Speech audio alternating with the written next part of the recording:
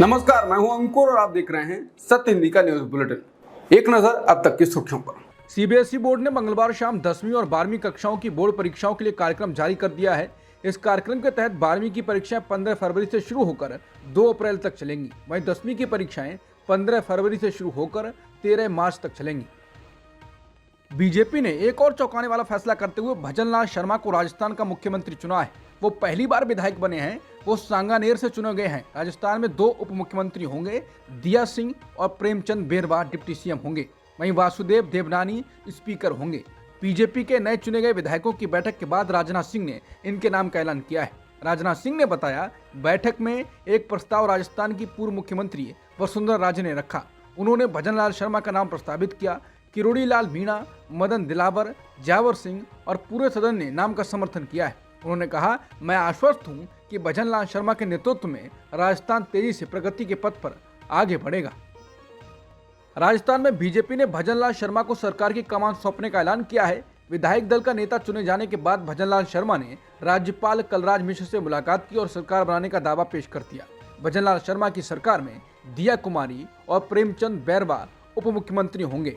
इस फैसले को कई लोग बीजेपी की ओर से सभी जातियों को साधने की कोशिश के तौर पर देख रहे हैं। भजनलाल शर्मा ब्राह्मण हैं। छत्तीसगढ़ में आदिवासी नेता विष्णुदेव साय और मध्य प्रदेश में ओबीसी समुदाय से आने वाले मोहन यादव के बाद राजस्थान में भजनलाल शर्मा के नाम का ऐलान हुआ तो कई लोगों ने इसे सवर्णों को खुश करने की कोशिश के तौर पर देखा। राजस्थान की ही बात करें तो दिया सिंह राजपूत हैं और प्रेमचंद बेरवा दलित समुदाय से आते हैं। इनके नाम के ऐलान के बाद पत्रकारों ने बीजेपी के सीनियर विधायक किरोड़ी लाल मीणा से यही सवाल किया। पत्रकारों ने पूछा कि राजपूत, ब्राह्मण और दलित नेताओं के जरिए क्या ये जातियों को साधने की कोशिश है? इस पर मीणा ने कहा, हमें जाति को साधने की जरूरत नहीं है। हमारे पास सबसे बड़ा चेहरा 36 कौम का है, नरेंद्र मोदी। उनके नाम पर हम 3 राज्यों में जीत गए, आगे 2024 में भी जीतेंगे। वसुंधरा राजे का वो वीडियो काफी वायरल हो रहा है जिसमें राजस्थान में उनको एक पर्ची दी गई है और उनको पर्ची खोलनी है, उसमें सीएम का नाम लिखा हुआ है। वीडियो में साफ दिख रहा है कि जैसे ही वसुंधरा ने पर्ची खोली उनके होश उड़ गए। वो तुरंत राजनाथ की तरफ मुड़कर कुछ कहने वाली होती हैं, लेकिन राजनाथ सिंह उधर नहीं देख रहे होते हैं। पर्ची में भजनलाल शर्मा का नाम लिखा होता है। इस वीडियो को रीट्वीट कर कांग्रेस नेता अभिषेक मनु सिंघवी ने कहा है, पूर्व सीएम के लिए शौक लगा मोमेंट। राजस्थान के भावी मुख्यमंत्री भजनलाल शर्मा ने सीएम के रूप में अपने नाम के ऐलान के बाद पार्टी नेतृत्व का शुक्रिया अदा किया है। शर्मा ने कहा, मैं इतना विश्वास दिलाना चाहता हूं कि राजस्थान की ये टीम, सभी विधायक राजस्थान की अपेक्षाओं को माननीय मोदी जी के नेतृत्व में हम राजस्थान का सर्वांगीण विकास करेंगे, ये आपको विश्वास दिलाता हूं। राजस्थान में बीजेपी ने भजनलाल शर्मा को अगला मुख्यमंत्री चुना है। वो पहली बार विधायक चुने गए हैं। छत्तीसगढ़ और मध्य प्रदेश के नए मुख्यमंत्रियों की तरह ये भी चौंकाने वाला नाम माना जा रहा है। भजनलाल शर्मा के नाम के ऐलान के बाद बीजेपी के सीनियर नेता किरोड़ी लाल मीणा ने पत्रकारों से कहा कि वो पहले ही संकेत दे चुके थे कि सीएम के तौर पर कोई चौंकाने वाला नाम सामने आएगा। उन्होंने कहा कि मीणा भी भविष्यवक्ता होते हैं। मैंने पहले ही कहा था कि राजस्थान में चौंकाने वाला फैसला होगा। मीणा ने कहा, भरतपुर को लोहागढ़ कहते हैं। लोहागढ़ का व्यक्ति लौह पुरुष बनकर राजस्थान को आगे बढ़ाएगा। कांग्रेस नेता अधीर रंजन चौधरी ने दावा किया है कि बीजेपी का छत्तीसगढ़ में आदिवासी और मध्य प्रदेश में ओबीसी मुख्यमंत्री चुनना उनकी पार्टी की ओर से उठाई गई मांग का असर है। अधीर रंजन चौधरी ने दावा किया कि कांग्रेस नेता राहुल गांधी जो बात उठाते हैं, पीएम मोदी तुरंत उस बात को अपनाते हैं और लागू करने में लग जाते हैं। बता दें, बीजेपी ने छत्तीसगढ़ में आदिवासी नेता विष्णुदेव साय और मध्य प्रदेश में ओबीसी समुदाय से आने वाले मोहन यादव को मुख्यमंत्री चुना है। समाचार एजेंसी एनआई के मुताबिक अधीर रंजन चौधरी ने इसे राहुल गांधी की उठाई मांग का असर बताया है। शिवराज सिंह चौहान का कड़ा बयान आया है। दिल्ली जाने के सवाल से जुड़े एक मामले में उन्होंने कहा है कि अपने लिए कुछ मांगने जाने से पहले मैं मरना बेहतर समझूंगा। तो क्या शिवराज सिंह चौहान एमपी का सीएम नहीं बनाए जाने से बेहद नाराज हैं या फिर उन्होंने किसी और संदर्भ में ये बात कही है? इस सवाल का जवाब पाने से पहले ये जान लें कि आखिर किस संदर्भ में उन्होंने ये बात कही।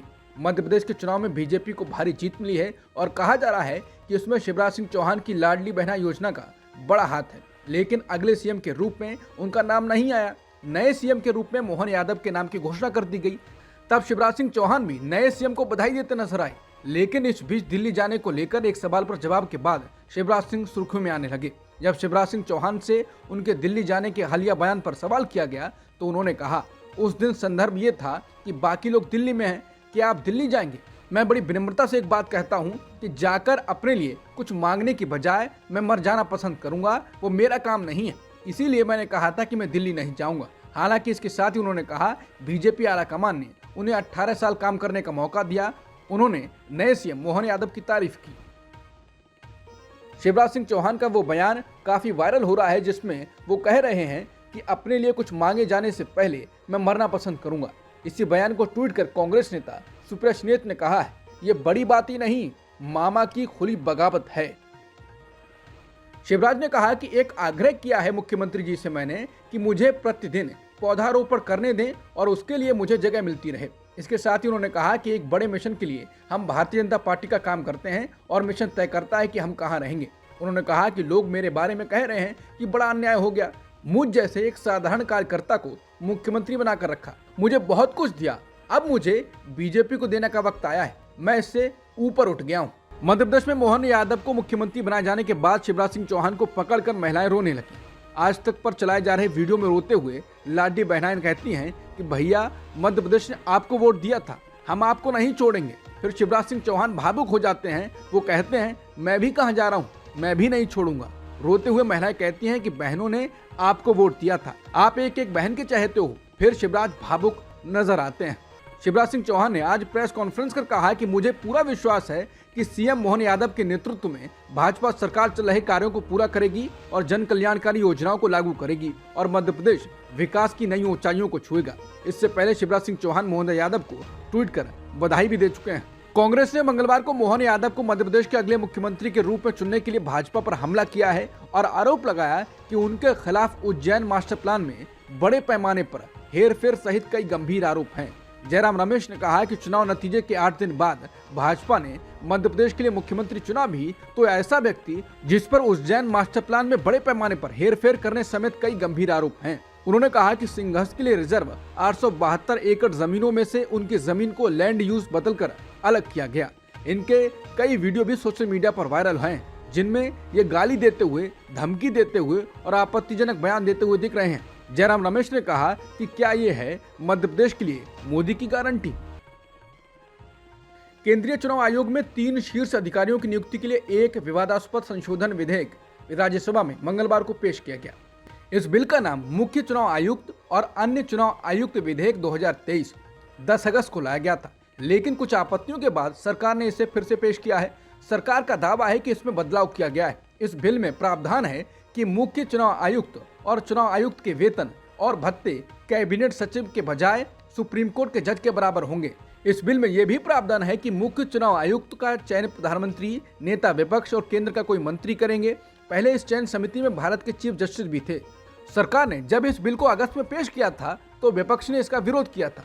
संशोधित गत बिल में इस बात का भी प्रावधान है, जिसमें कहा गया है कि मुख्य चुनाव आयुक्त या चुनाव आयुक्त जो भी एक्शन लेंगे या आदेश देंगे उनका पूरा संरक्षण रहेगा, यानी उनके खिलाफ कोई कार्रवाई नहीं की जा सकेगी। इस संशोधित बिल में कहा गया है कि कोई भी अदालत किसी ऐसे व्यक्ति के खिलाफ जो मुख्य चुनाव आयुक्त या चुनाव आयुक्त रहा हो या है या था, उसके द्वारा तब बोला गया या किया गया कार्य आपराधिक या सिविल कार्रवाई की सीमा में नहीं आएगा। यानी अदालत इस संबंध में किसी भी याचिका पर सुनवाई करते हुए सीईसी या किसी आयुक्त के खिलाफ आदेश पारित नहीं कर सकेगी। असम में नागरिकता मामले की सुनवाई कर रही सुप्रीम कोर्ट की संविधान पीठ के समक्ष केंद्रीय गृह मंत्रालय ने 11 दिसंबर को एक हलफनामा दाखिल कर कहा है कि जनवरी 1966 से मार्च 1971 के बीच असम आए प्रवासियों में से 17,861 प्रवासियों को भारतीय नागरिकता प्रदान की गई, जबकि विदेशी ट्रिब्यूनल आदेश 1964 द्वारा 32,381 व्यक्तियों को इस अवधि में विदेशी घोषित किया गया है। वहीं मार्च 1971 के बाद अवैध प्रवासियों की अनुमानित संख्या पर केंद्र ने सुप्रीम कोर्ट से कहा है कि अवैध प्रवासियों के लिए सटीक डेटा एकत्र करना संभव नहीं है। केंद्र ने कहा है कि अवैध प्रवासियों के गुप्त और चोरी छिपे होने वाले प्रवेश का पता लगाना कठिन है। ये सीमा पार से वैध यात्रा दस्तावेजों के बिना गुप्त तरीके से देश में प्रवेश करते हैं। अवैध रूप से देश में रहने वाले विदेशी नागरिकों का पता लगाना, उन्हें हिरासत में लेना और निर्वासित करना एक जटिल प्रक्रिया है। कर्नाटक में इन खबरों के बीच कि कर्नाटक के मुख्यमंत्री सिद्धारमैया और डिप्टी सीएम डीके शिवकुमार जातीय जनगणना रिपोर्ट जारी करने पर एक दूसरे के विरोधी हैं। कांग्रेस अध्यक्ष मल्लिकार्जुन खड़गे ने सोमवार को राज्यसभा में शिवकुमार के रुख की सार्वजनिक रूप से आलोचना कर दी है। संसद में जब भाजपा सदस्यों ने राज्य सरकार के भीतर मतभेदों पर उनकी राय मांगी तो खड़गे ने आरोप लगाया सभी ऊंची जाति के लोग इस पर एकजुट हैं। जम्मू कश्मीर से संबंधित 2 विधेयकों पर चर्चा के दौरान वरिष्ठ भाजपा सांसद सुशील कुमार मोदी ने कहा, कांग्रेस ओबीसी के प्रति जो प्रेम दिखाती है वो एक दिखावा है और जाति जनगणना पर शिव कुमार के रुख का उदाहरण दिया। उन्होंने कहा, खड़गे हमें बताएं कि आपकी सरकार जाति सर्वेक्षण रिपोर्ट कब सार्वजनिक करेगी। उन्होंने कहा कि deputy CM DK Shivakumar ने रिपोर्ट को सार्वजनिक करने के खिलाफ एक याचिका पर हस्ताक्षर कर दिए हैं। वहीं संसदीय कार्य मंत्री प्रहलाद जोशी ने अपनी ओर से कहा कि डिप्टी सीएम के अलावा कांग्रेस विधायकों और वीरशैव महासभा के नेताओं ने भी इसका विरोध किया है। फिर खड़गे ने दावा किया शिव कुमार और भाजपा जाति जनगणना रिपोर्ट के खिलाफ हैं। खड़गे ने कहा वो भी विरोध कर रहे हैं, आप भी विरोध कर रहे हैं, इस मामले में दोनों एक हैं। ये जाति का चरित्र है, उच्च जाति के लोग आंतरिक रूप से एकजुट होंगे। देश में क्रिमिनल जस्टिस सिस्टम में सुधार के लिए लोकसभा में पेश 3 नए आपराधिक कानून विधेयकों को केंद्र ने वापस ले लिया है। ये फैसला केंद्र सरकार ने संसदीय स्थायी समिति की सिफारिशों के बाद लिया है। दरअसल सरकार ने भारतीय न्याय संहिता विधेयक 2023, भारतीय नागरिक सुरक्षा संहिता विधेयक और भारतीय साक्ष्य विधेयक 2023 को वापस ले लिया है। ये विधेयक 11 अगस्त को मानसून सत्र के दौरान संसद में पेश किए गए थे। ये तीनों विधेयक भारतीय दंड संहिता, आपराधिक प्रक्रिया संहिता और भारतीय साक्ष्य अधिनियम के बदले लाए गए थे। इंडियन एक्सप्रेस ने अपनी एक रिपोर्ट में दावा किया है कि स्टैंडिंग कमेटी की कुछ सिफारिशों के आधार पर नए बिल लाए जाएंगे। आज ही इन्हें सदन में पेश किया जा सकता है। यवतमाल पुलिस ने शिवसेना यूबीटी नेता संजय राउत के खिलाफ मामला दर्ज कर लिया है। प्रधानमंत्री मोदी के खिलाफ कथित तौर पर आपत्तिजनक टिप्पणी के लिए यह मुकदमा दर्ज किया गया है। उन पर राजद्रोह का आरोप भी लगाया गया है। राउत के खिलाफ ये मामला पार्टी के मुखपत्र सामना में लिखे उनके लेख से जुड़ा हुआ है। पुलिस अधिकारी ने कहा कि बीजेपी के यवतमाल के संयोजक नितिन भोटाडा ने सामना अखबार के कार्यकारी संपादक राउत के खिलाफ शिकायत दर्ज कराई है। शिकायत के अनुसार भोटाडा ने दावा किया कि राउत ने 11 दिसंबर को प्रधानमंत्री मोदी के खिलाफ आपत्तिजनक लेख लिखा था। अमित शाह के द्वारा भारत के पहले पीएम नेहरू पर हमले को लेकर राहुल गांधी ने कहा है कि पंडित नेहरू ने भारत के लिए अपनी जान दे दी, वो वर्षों तक जेल में रहे। अमित शाह इतिहास से अनजान है, मैं उनसे इतिहास जानने की उम्मीद नहीं कर सकता हूँ, उन्हें उसे दोबारा लिखने की आदत है। राहुल ने कहा कि बेसिक मुद्दा जाति जनगणना और देश के धन किस हाथों में जा रहे हैं इस पर है। हम इन मुद्दों को आगे ले जाएंगे और गरीब का हक दिलवाएंगे। बीजेपी के द्वारा छत्तीसगढ़ और मध्य प्रदेश में आदिवासी और ओबीसी सीएम बनाए जाने पर राहुल गांधी से जब सवाल पूछा गया तो उन्होंने कहा कि हमारा भी ओबीसी था, उन्होंने भी बना दिया। उन्होंने कहा कि सवाल ये नहीं है, सवाल ये है कि स्ट्रक्चर के अंदर कितनी भागीदारी है। पीएम ओबीसी हैं लेकिन सरकार को 90 अफसर चलाते हैं, 90 अफसरों में से 3 ओबीसी हैं और ओबीसी वालों का कोने में ऑफिस होता है। राहुल ने कहा कि सरकार के सिस्टम में ओबीसी की कितनी भागीदारी है, दलितों की कितनी है, आदिवासियों की कितनी है, ये मुख्य मुद्दा है। और 24 घंटा ये भटकाने के लिए नेहरू पर बोलते हैं, किसी पर भी बोलते रहते हैं। संसद में बैठे हुए बीजेपी के अध्यक्ष जेपी नड्डा का वीडियो वायरल हो रहा है जिसमें वो हो लगातार करते हुए नजर आ रहे हैं। इसके बाद लोगों का कहना है कि ये संगत का असर हुआ है। कांग्रेस के लोग कह रहे हैं इनकी हायरिंग इसीलिए हुई है। दिल्ली हाईकोर्ट ने नेशनल कॉन्फ्रेंस के उपाध्यक्ष और जम्मू कश्मीर के पूर्व मुख्यमंत्री उमर अब्दुल्ला की तलाक याचिका खारिज कर दी है। अब्दुल्ला और उनकी पत्नी पायल अब्दुल्ला अलग अलग रहते हैं। कानूनी मामलों की news website bar and bench के मुताबिक जस्टिस संजीव सचदेव और जस्टिस विकास महाजन की खंडपीठ ने इस मामले में फैमिली कोर्ट के आदेश को बरकरार रखा। फैमिली कोर्ट ने अब्दुल्ला की तलाक याचिका खारिज कर दी थी। हाई कोर्ट ने फैमिली कोर्ट के निष्कर्षों से सहमति जताते हुए कहा कि पायल अब्दुल्ला के खिलाफ उमर अब्दुल्ला ने जो क्रूरता के आरोप लगाए हैं उनके कोई पुख्ता सबूत नहीं है। बेंच ने कहा, हमें फैमिली अदालत के फैसले में कोई खामी नहीं लगी, क्रूरता के आरोप अस्पष्ट और अस्वीकार्य हैं। अपीलकर्ता किसी भी ऐसी हरकत को साबित करने में फेल रहा जिसे शारीरिक या मानसिक क्रूरता कहा जा सके, इसलिए हम ये अपील खारिज कर रहे हैं। केरल के राज्यपाल आरिफ मोहम्मद खान ने मुख्यमंत्री पिनाराई विजयन पर उन्हें शारीरिक रूप से नुकसान पहुंचाने की साजिश रचने का आरोप लगाया। आरोप है कि सत्तारूढ़ सीपीएम की छात्र शाखा स्टूडेंट्स फेडरेशन ऑफ इंडिया यानी एसएफआई के कुछ सदस्यों ने कथित तौर पर राज्यपाल के वाहन को टक्कर मार दी थी। हालांकि राज्य के सीपीएम नेताओं का कहना है कि एएसएफआई के कार्यकर्ता राज्यपाल आरिफ को एयरपोर्ट जाते समय काले झंडे दिखा रहे थे, इससे उस दौरान अफरा तफरी मच गई। इसके वीडियो भी सामने आए हैं। ये घटना सोमवार को तब हुई जब राज्यपाल नई दिल्ली जाने के लिए तिरुवनंतपुरम अंतर्राष्ट्रीय हवाई अड्डे पर जा रहे थे। घटना से राज्य में राजनीतिक हलचल पैदा हो गई। गवर्नर खान ने दिल्ली में मीडिया से कहा कि उन्हें शारीरिक नुकसान पहुंचाने के लिए एक ठोस प्रयास किया जा रहा है। जिसका तात्पर्य मुख्यमंत्री विजयन की संलिप्तता से है। वहीं भाजपा के राज्य प्रमुख के सुरेंद्र ने दावा किया है ये घटना पुलिस की मिलीभगत से हुई, जो राज्य में कानून व्यवस्था के खराब होने का संकेत है।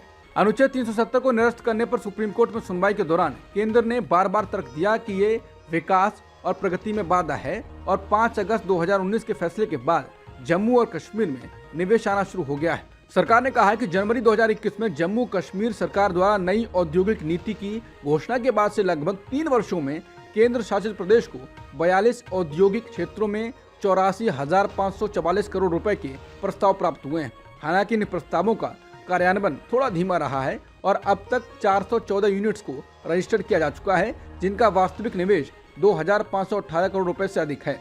हालांकि प्रशासन को प्रस्तावित इकाइयों के विरुद्ध भूमि प्रीमियम में 13,777 करोड़ रुपए प्राप्त हुए हैं।